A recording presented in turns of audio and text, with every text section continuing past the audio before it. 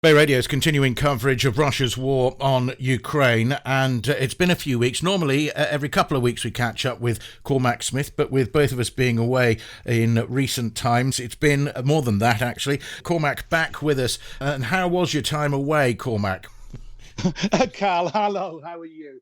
Yes, myself and my partner went to Marrakesh for a week, which was pleasant. It was the first time I was in the country. It was the first time I was in Marrakesh, and let's just say we traveled very well together. And most of the holiday, we had a very nice time. We just relaxed, and let's kind of leave it at that. One probably will not be rushing back to Morocco anytime soon. Okay, I think we will. That's just about enough, I suppose, given that I have heard the backstory. So, whilst we've been away, what have we seen? What's changed? The situation in Bakhmut doesn't really seem to have changed. There's just a lot of attrition on both sides, and there are words from Ukraine that they're using this to take out as many Russian troops as they can whilst they get ready for a new offensive. Yeah, look, I mean, three things I think, Carl, and sorry, it's great to join you again. Three things I think I would pull out since we last spoke. Bakhmut, by all accounts, is absolute hell on earth. Um, the President Zelensky said a few days ago he claims that the Ukrainians are killing over 500 Russian troops every day. Now it is clear that the Ukrainians are taking losses, but nowhere near the level of the Russian losses.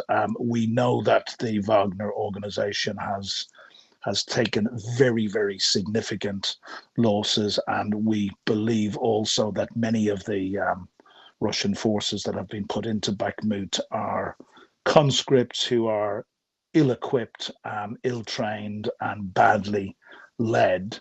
So there was talk a couple of weeks ago of a Ukrainian withdrawal, and there was an ultimatum from from Prigozhin, the head of the Wagner group, that they should withdraw while they still could.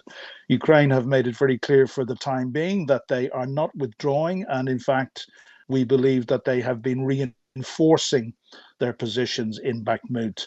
My reading of it, and listening to various military commentators, is that Ukraine is using this to bleed the Russian army and degrade them very, very significantly. There may be, I would hazard a guess, there may be a strategic withdrawal by the Ukrainian forces at some time in the near future, but certainly that will be at a time of their choosing and not at a time of Prigozhin's choosing or any of the other Russian generals in the map. Clearly, I think the Ukrainians have their eye on a counter-offensive later in the spring into the summer. And Bakhmut, which of course everybody seems to agree is of very, very little strategic relevance. But of course, Russia are desperate for a victory of some kind.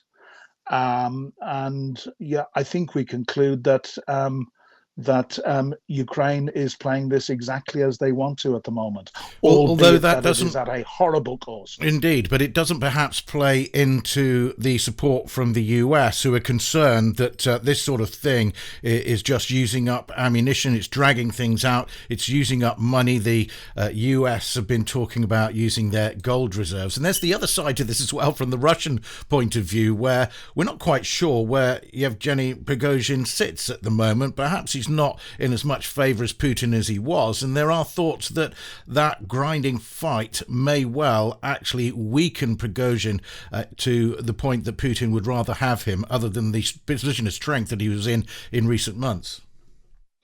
And we have heard a lot of reports that Prigozhin is complaining about lack of support from the Kremlin, lack of ammunition for his troops, and so forth. So while it's very, very hard to define what is going on in the Kremlin inner circles, it would appear that all is not well. But I must emphasize, certainly from my point of view, this is my impression, and it is a guess. Back to your point on the there has been some concern recently that maybe the unrelenting support that had been pledged by President Biden only a few weeks ago when he visited Kyiv, that there might be cracks appearing there. I think we should remember when there's talk of gold reserves and so forth, what Ukraine is enabling the United States and NATO and the West in particular to do is to cripple the Russian army for not much more than 5% of their total defense budget, and without the need to commit any of their own boots to the ground. Imagine what Ukraine could do if it was given 10% of the defense budget of the United States and the other NATO allies, which of course would include the jets, which we still hear talk of, but Ukraine still has not received, and the longer range artillery, the ATACMS in particular, which are going to be absolutely critical in any forthcoming offensive to give Ukraine the ability to hit Russian logistic and military targets deep inside Crimea, and in fact even deep behind Russia's own borders, because it is these bases, of course, that they are both supplying their armed forces from and launching these genocidal rocket attacks, which we have seen resume in recent days against civilian targets. But that's a worry, isn't it, really? Is that not one of Putin's red lines, were the Ukrainians to use these long-range weapons inside Russia? I'm not sure that it is. We have already seen a number of Ukrainian attacks inside Russia using missiles that they have, using their own missiles and using special forces. Putin has suggested many red lines. One of the red lines was the end of last summer into the autumn, when he officially annexed the 4 oblasts of Kherson, Zaporizhia, Luhansk, and Donetsk, and declared that they were forever Russia. I think it was about less than a week or two after that the city of Kherson was recaptured. Now, clearly, the signal that Putin was sending out at the time was this plays into the Russian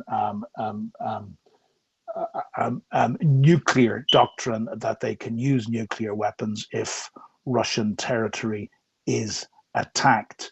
I really don't. I think that Putin is doing the absolute worst that he can against Ukraine.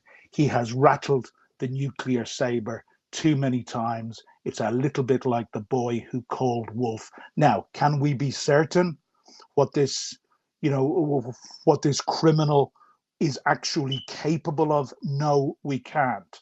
Again, I rely on listening to various military analysts, and at the end of the day, I will give my own opinion.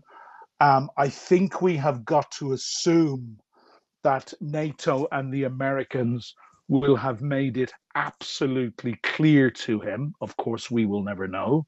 But I think we have to assume that it has been made absolutely clear to Putin that should he use tactical nuclear weapons on Ukrainian soil, that the consequences for him will be absolutely disastrous in terms of the conventional retaliation that would be felt from American and NATO forces. There is also the complication that using tactical nuclear weapons is not an immediate answer in itself. And interestingly, there was a recent poll about 2 or 3 weeks ago where I think it was 95% or 93%, a couple of percentage points off. Let's go for 95% of the Ukrainian people indicated that they would fight on even if nuclear weapons were used. Now, the next step up in the nuclear saber is for tactical nukes, and that, of course, is the Armageddon scenario. Do we really think that Putin, who ultimately is interested only in his own position and his wealth, either that Putin would do something which would be the end of Russia, or whether he would be allowed to do it by his generals? I refer to retired General Wesley Clark, who said in a meeting in Kyiv back last summer, back in June, I think it was, when he said very, very clearly that we must not be intimidated by Putin's nuclear threats. Certainly, recent polls have shown that the Ukrainian people refuse to be intimidated by Putin's nuclear threats. I really think that we need to take our lead from the Ukrainian people. What about the fact that the blowing up of the pipelines have resurfaced in recent days? Certainly in America, blame for that being put on the Ukrainians. And as you said, any of these attacks that have taken place, in Crimea, for instance, the bridge, the other attacks that have taken inside Russia, the Ukrainians never claim that it was them. But in America, there are people pushing for proof or saying that this was definitely something to do with Ukrainians, if not directly the sponsorship of Zelensky's government. Well, I've seen those suggestions, and it's very murky, isn't it? The one thing that was clear was there was no suggestion that whoever was responsible had any link to Zelensky's government. But I've seen suggestions. I haven't seen any proof provided whatsoever. And I question what benefit the blowing up of that pipeline would be to Ukraine, and who would benefit most from it. So I think at the moment we simply don't have the evidence. And Kal, I come back to one of my favorite points when we're dealing with in no war has the information sphere been more important and critical than this one. And of course, we are fighting against a country, Russia, who lie on an industrial scale. They lie as part of their hybrid war toolbox. So when we're in that situation, I think we need to take everything with a pinch of salt, and we need to, on the Allied side, and certainly in our commentating, we need to try and adopt some sort of a moral high ground, and we need to try and base any assertions that we would make or conclusions that we might come to on the basis of evidence. And to my knowledge, there is nothing that amounts to convincing evidence that would suggest that it is Ukrainians who are responsible for this, nor indeed does there seem to be substantial evidence to suggest who else would have done it. So it's a grey area. I'm not sure that we achieve anything by debating it much further at the time being, to be honest. Cormac, continuing to look at where things are with the war in Ukraine, we were talking just before about the things that maybe concern people in the United States. Another thing that's come up is this plan to fight for Crimea. Of course, Russian forces have been there for nearly a decade, so they see that as becoming a bit of a problem further down the line, the US certainly, and how long that might take and the resources that it might use up. And President Zelensky has always said anything that happens in the war includes Crimea.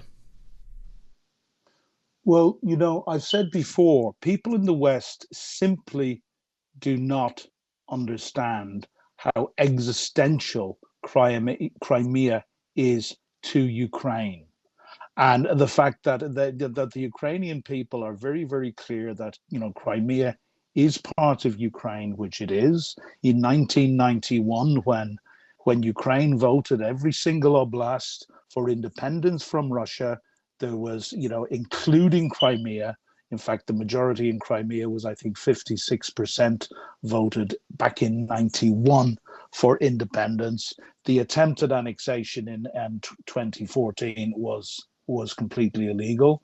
The sham referendum has been, nobody in the international community in the West recognizes the validity of that. And I'm afraid, again, we are into the area of appeasement and just, wondering what Putin's red lines would be. I come back to the point. Putin is already doing his absolute worst against Ukraine. It is for the Ukrainians to decide if they want to take back Crimea. I would refer to General Ben Hodges, the former Supreme Commander of American ground forces in Europe.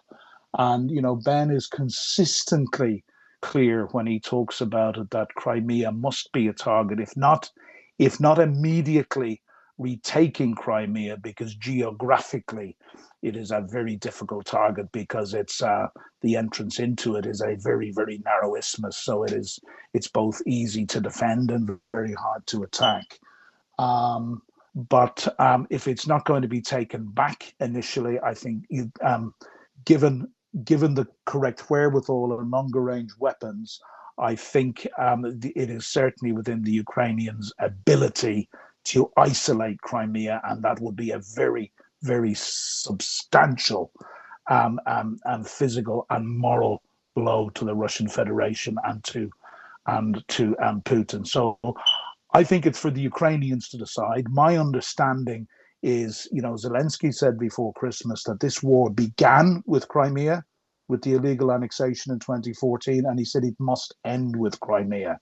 So, we need to give the Ukrainians a little bit more respect. And, if you want me to, which I've done before, say, why Ukraine matters and why we must support Ukraine to the hilt, then I'll quite happily do that, quite apart from the fact that there is genocide being committed. But we need to give the Ukrainians a bit more respect. What American would accept part of their country being illegally annexed and then to be told by a foreign power that they did not have the right to reclaim it?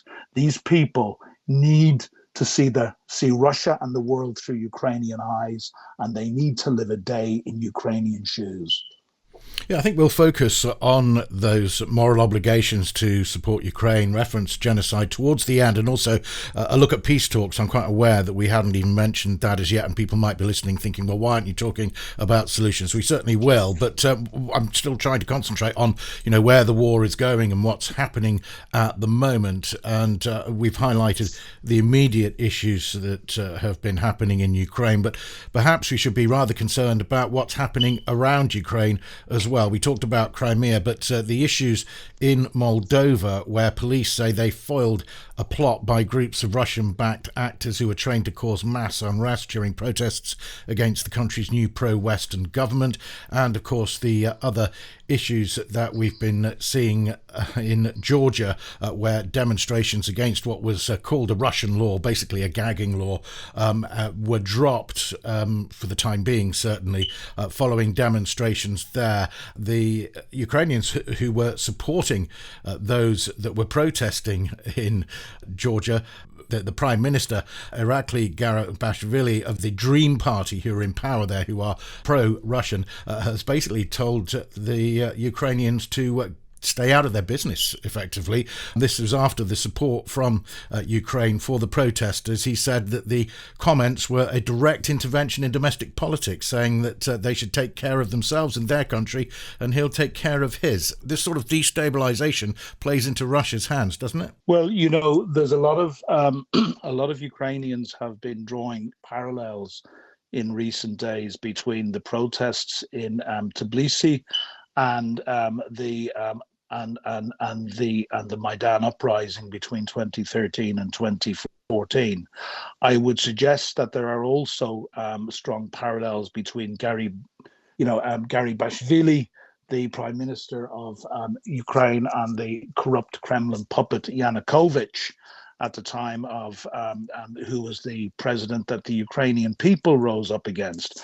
But it's very, very interesting. I mean, we do accept now that Gary Bashvili and his Dream Party are effectively Kremlin puppets.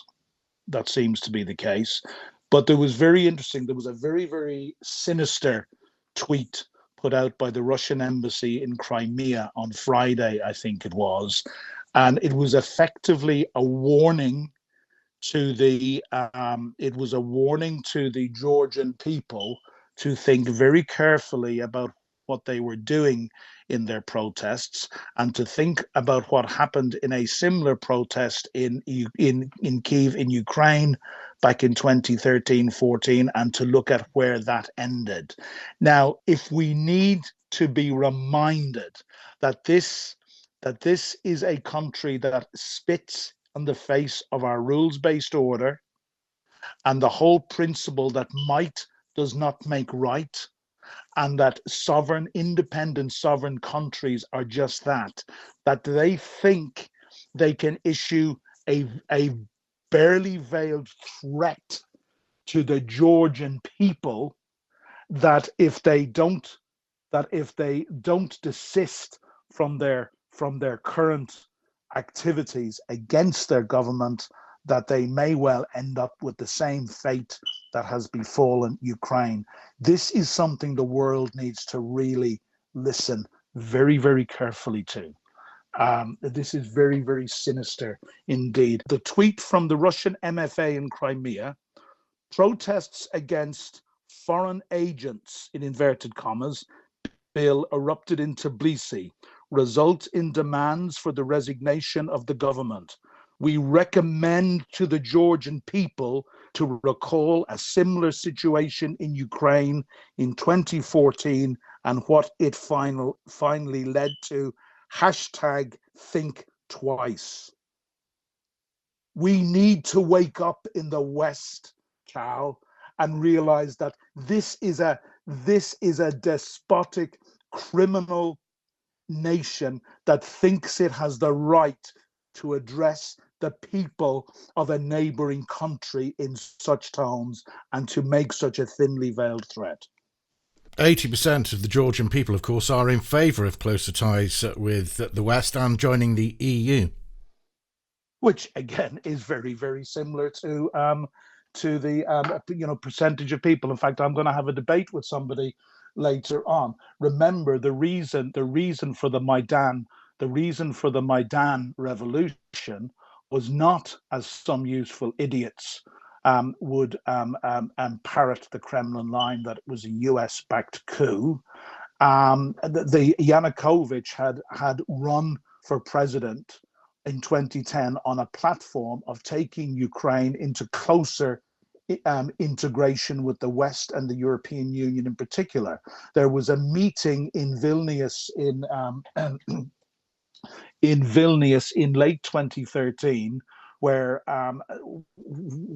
there was supposed to be the signing of an association agreement with the EU. At the last moment, Yanukovych decided not to sign that and signaled his intention to sign an agreement to bring Ukraine back into the Russian Kremlin orbit instead. What resulted was a small student protest, which lasted for a week. At the end of that week, on orders from Moscow, the Berkut, Yanukovych sent out the Berkut, the riot police, who brutally beat the students. Within days, there were an estimated over 1 million people spontaneously on the streets of Kyiv. The one thing, and I spoke to hundreds of people who were on the Maidan for almost 100 days, the one thing everybody told me, both Ukrainian and foreigners who lived there, was the one thing you do not do in Ukraine, you do not touch our children. So there are huge parallels between what is happening in Georgia today and in Ukraine back in 2013-14. This is the will of the people versus the will of a Kremlin puppet head of government. And in Moldova, there is a pro-European government, but of course, the steep rise in the cost of living is what's put people out on the streets, and it's just a hotbed, isn't it, for those infiltrators who allegedly were promised $10,000 to organise mass disorder yesterday. All of this destabilising influence in and around Ukraine can only make things worse. Yes, and Moldova is probably Europe's poorest country, and situations like that, where the cost of living rises, makes ground absolutely fertile for this sort of upset. But once again, what I remind people, we need to understand the nature of Russia's hybrid warfare strategy. And this was a strategy that was largely unveiled on the world in 2014 with the illegal annexation of Crimea. And it uses a mixture of meddling in elections, of using agent provocateur to stir up trouble, as you have just mentioned, assassinations. We saw the assassination attempts on British soil, for example, in Salisbury in 2018. In fact, I worked very closely with both the Ukrainian government and then our cabinet office in London on that for a number of months during the summer. We obviously, disinformation and propaganda is a huge and out part of Moldova, that. Cormac, we have heard in recent days that the security services in the Transnistria region, who are basically Russian-controlled and they're known as a breakaway region, have accused Ukraine of conspiring to murder officials. They're including the leader, Vadim Krasnolevsky. This is absolutely typical Russian hybrid warfare disinformation tactics. It's designed to sow division and to sow confusion and to sow dissent within a society. We all need to be more alive. We all need to be more alive to this, and this just brings into sharper focus the reason why for wider European security and indeed global security, Russia absolutely must be stopped and defeated in Ukraine. All right, Cormac, let's take a look at those points that I promised we'd get to. The moral obligation to support Ukraine amid the genocide that has been taking place. Well, look, it's pure and simple. Russia's war on Ukraine is genocidal. It is genocidal by all five tests of the United Nations Charter on Genocide, and this is in a democratic European country in 2023. So, I suggest that alone is a moral obligation on us if we value our way of life and if we stand by the values which we proclaim to hold. This is something that we simply cannot allow to happen. The second point, of course, is that this is a wolf that will come to our door. And we know very, very well, because they have told us, that Russia despises what we call the rules-based order. And the rules-based order came out of the rubble of World War II in 1945.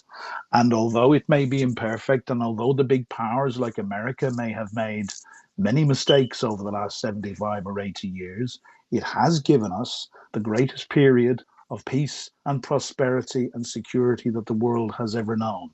And the rules-based order can be boiled down to probably one phrase: might does not make right.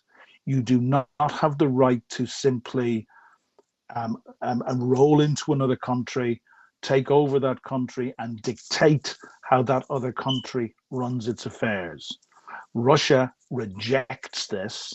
They are rejecting this by their actions in Ukraine, and it is very, very clear that their ambitions to, one, put the Russian Empire back together, and two, to reestablish themselves as what they see a major world power, will not end with Ukraine. But clearly, there can be no Russian Empire without Ukraine. And Ukraine's So, being used by Russia to kind of achieve its aims in this respect, isn't it? They're determined that this is what we would call a tipping point for working against the Western-dominated world order. And the idea is that if victory comes in Ukraine, there'll be a domino effect around the world, leading to the decline of the West and international relations.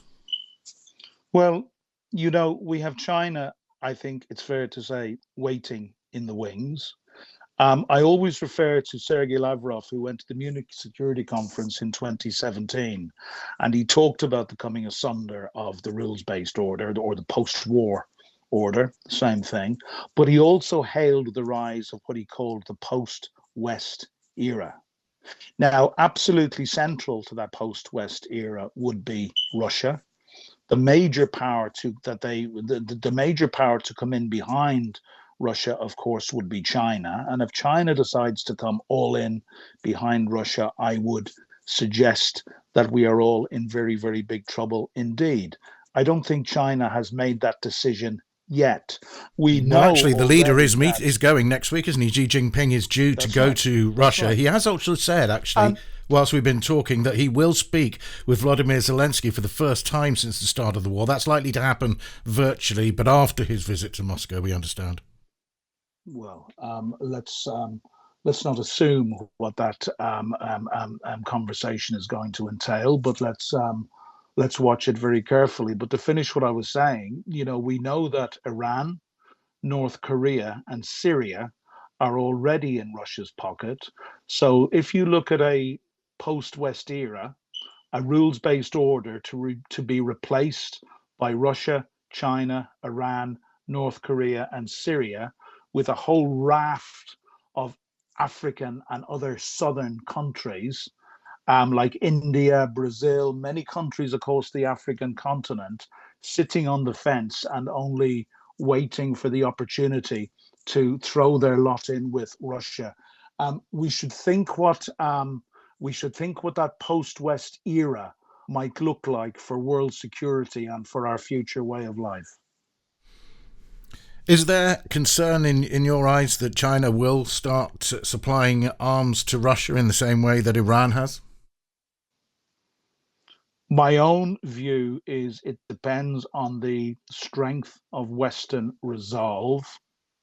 And if the resolve is sufficiently strong in the West and from the Americans in particular, that we will back Ukraine till the very end, and we will give Ukraine every means that they need. And we're still not giving the jets, and we're still not giving the long-range artillery, and there's still a question mark over how long we can sustain the ammunition supplies that Ukraine is expending and needs, because we still do not see evidence that our industries are being put on a war footing, which I'm afraid is what is probably necessary if Russia is going to be ultimately defeated in Ukraine. So I think my own view is, geopolitically, that things are on a knife edge, and China is watching this very, very closely, and China will get involved if and when they see it in their long-term interest. And we know that China plays a very long game. We started out by saying the current situation in the war doesn't seem to be gaining much traction with the situation in Bakhmut, and we have again, of course, seen more bombings in recent days after that big attack last week from Russia, but otherwise we weren't quite sure where we were and where it was going. But behind all of that, with the things that we've been talking about, it does seem that Russia might be quite happy with its current situation. It seems to perhaps be gaining the ground elsewhere that it wants to. Are they? I'm not sure. The recent estimates, they have lost close on 160,000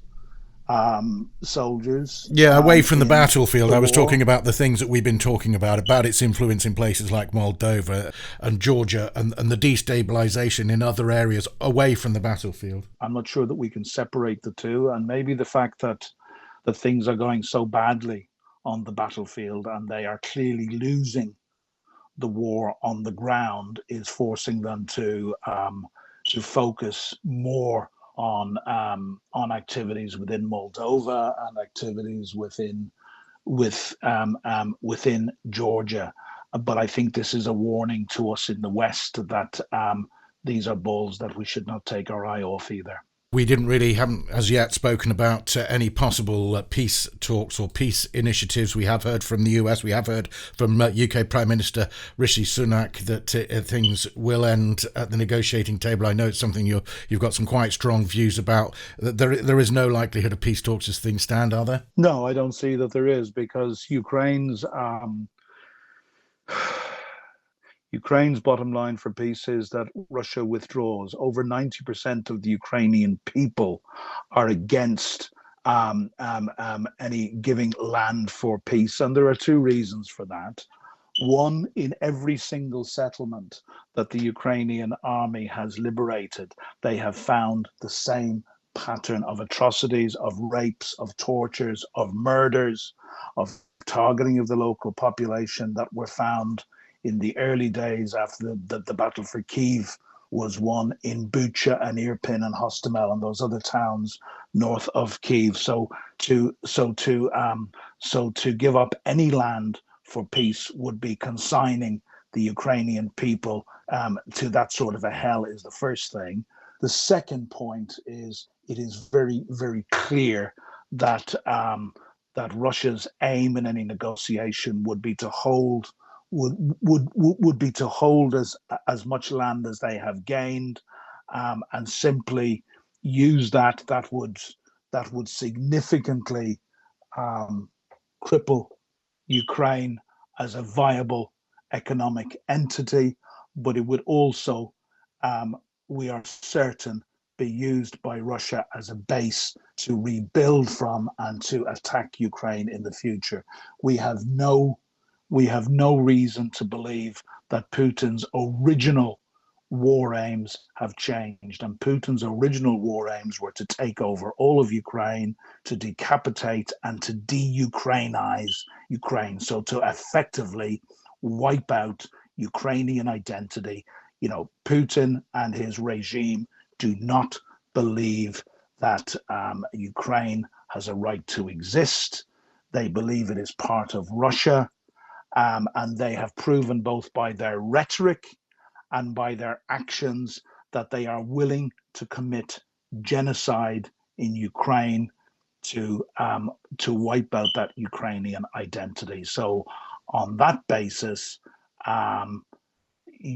we need to take our lead from the Ukrainians as to when we go for peace talks and what terms those peace talks are conducted on. And I've got to say, even if Volodymyr Zelensky wanted to sit down for peace negotiations tomorrow, which might involve the giving up of some land, I don't believe the Ukrainian people would allow him. All right, Cormac, we're going to have to leave it there. Plenty that we've covered today, and I could still obviously talk about a lot more, but we do appreciate your time, and good luck with your interview later today. I know you're going to have another battle on your hands, but it'll probably be a bit of a stronger one than you've had from me. Cormac Smith, former Strategic Communication Advisor to Ukraine, thank you very much. Kal, thank you very much. And once again, thank you for making the time available to discuss this very important topic. And thank you to all your other colleagues at BayRadio.